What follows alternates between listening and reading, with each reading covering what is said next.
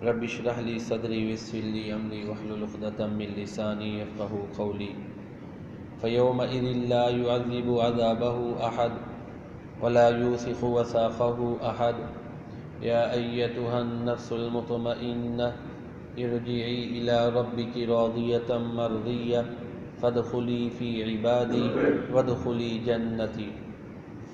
اس دن اس جیسا عذاب کوئی نہیں کر سکے گا اور نہ ہی اس کے باندھنے کی طرح کوئی باندھ سکتا ہے۔ اے نفس مطمئنہ، اپنے رب کی طرف لوٹ جا، تو اس سے خوش وہ تجھ سے خوش، پس تو میرے بندوں میں داخل ہو جا اور میری جنت میں داخل ہو جا۔ سورۃ الفجر کی یہ اختتامی آیات ہیں۔ ان میں بنیادی طور پر دو چیزیں بیان کی گئی ہیں۔ ایک تو یہ ہے کہ روز محشر اللہ تعالیٰ جس طرح کا عذاب کریں گے ویسا عذاب کسی کے تصور میں بھی نہیں ہے۔ جتنی سخت اس کی گرفت ہوگی، اللہ کی پناہ، اللہ کے عذاب سے، غصے سے اسی کی پناہ مانگی جاتی ہے۔ پیارے نبی کریم صلی اللہ علیہ وآلہ وسلم یہ دعا کیا کرتے تھے، اللہم انی اعوذ برضاک من سخطک، یا اللہ تیرے غصے سے میں تیری رضا کے ساتھ تیری پناہ میں آتا ہوں، یعنی تیرے غصے سے تیری رضا ہی چاہتا ہوں، تو تیری ذات ہی تیرے غصے سے بچا سکتی ہے، تو راضی ہو جائے گا پھر ہی تیرے غصے سے ہم بچیں۔ تو یہ پیارے نبی کریم صلی اللہ علیہ وآلہ وسلم یہ دعا کیا کرتے تھے۔ پچھلی آیات میں جس طرح کے پرسوں کے درس قرآن کریم میں بھی گزرا کہ چند چیزیں ہیں انسان نے خود معیار بنائے ہیں، حالانکہ اللہ تعالیٰ کا مقصد اور ہے، انسان نے اپنا اور ایک معیار بنا لیا ہے۔ اللہ تعالیٰ مال دے کر بھی آزماتے ہیں اور چھین کر بھی، غربت دے کر بھی۔ مال دے اللہ تعالیٰ تو بندہ کہتا ہے میری اللہ نے عزت کی، مجھے عزت دی۔ مال چھین لے تو کہتا ہے میری توہین کی۔ یہ پیمانہ خود جو ہے یہ درست نہیں ہے۔ غربت و افلاس اور امیری یہ دونوں آزمائش ہے، تو لہٰذا یہ دنیا آزمائش اور امتحان گاہ ہے۔ پھر اسی طرح انسان کا یہ رویہ کہ انسان جو ہے نا وہ مال کو سمیٹ کر کھا جاتا ہے۔ تراث، ایک تو وراثت ہوتا ہے، لفظ تراث ہے کہ جہاں بھی مال ملے بس اس کا تار کر دیا کہ اس کو سمیٹ کے کھا جائے، اپنی ملکیت میں کر لیں۔ یہ سوچ درست نہیں۔ جب تک حلال حرام کی تمیز نہ ہوگی پھر یہ ایک تباہ کن چیز ہے۔ تو یہ وہ خامیاں ہیں جو انسان کو اللہ کی عذاب کی لپیٹ میں لے جاتی ہیں۔ یہ آگے جو ہے نا سورہ فجر کا اختتام، وہ ان سے اس کا لنک بہت زیادہ ہے۔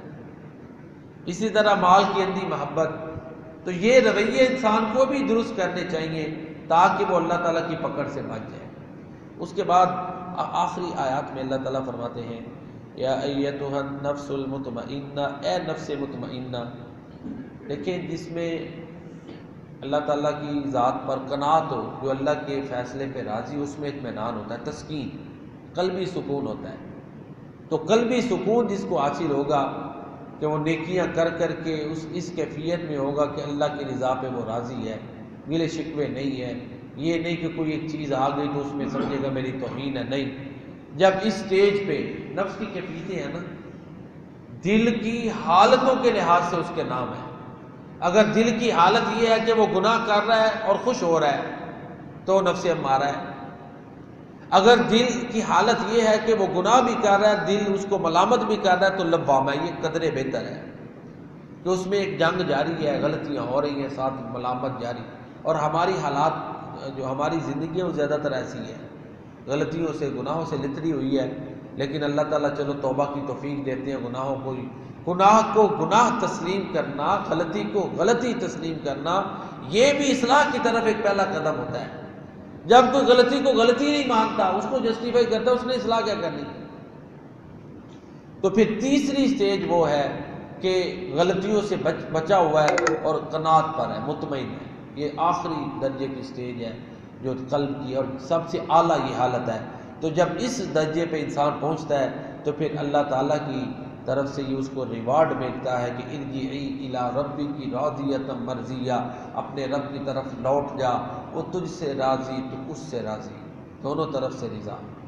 اور اس درجے پہ صحابہ کرام فائز تھے، رضی اللہ عنہم ورضوا عنہ۔ قرآن کہتا ہے وہ اللہ سے راضی اور اللہ ان سے راضی. تو نفس مطمئنہ کے مقام پر صحابہ کرام فائز تھے، جن کو اللہ تعالیٰ نے یہ خوشخبریاں سنائی ہیں. لیکن میں اور آپ عمل کرتے ہیں، امید ہے کہ اللہ تعالیٰ کی رحمت کی، کہ اللہ تعالیٰ قبول فرمائے.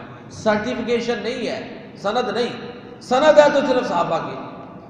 فادخلی فی عبادی وادخلی جنتی، پس تو میرے بندوں میں داخل ہو جا اور میری جنت میں داخل ہو جا. اب جو نیک لوگ ہیں ان کو اللہ تعالیٰ نے اپنے بندے قرار دیا ہے.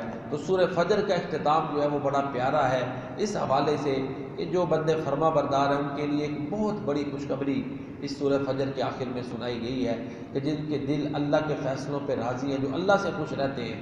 اور اس ضمن میں یہ دعا بڑی پیاری ہے، رضیت باللہ ربم وبالاسلام دینم وبمحمد نبیہ. 3 مرتبہ صبح پڑھیں، 3 مرتبہ شام پڑھیں. امید ہے کہ اللہ تعالیٰ ان لوگوں میں شامل فرمائے گا جو اس مقام پر فائز ہیں. رضیت باللہ ربا، اللہ کے رب ہونے پہ میں راضی ہوں. وبالاسلام دینا، اسلام کے دین ہونے پہ. وبمحمد رسول، اور محمد صلی اللہ علیہ وسلم کے رسول ہونے پہ میں راضی ہوں. یہ دعا صبح و شام پڑھنی چاہیے. اللہ تعالیٰ مجھے اور آپ کو کامیاب لوگوں کی صف میں شامل فرمائے. انشاءاللہ آئندہ سورۃ البلد کی تفسیر شروع ہوگی اللہ تعالیٰ کی توفیق سے. اللہ تعالیٰ مجھے بیان کرنے، آپ کو سننے اور ہم سب کو عمل کرنے کی توفیق عطا فرمائے. آمین یا رب العالمین.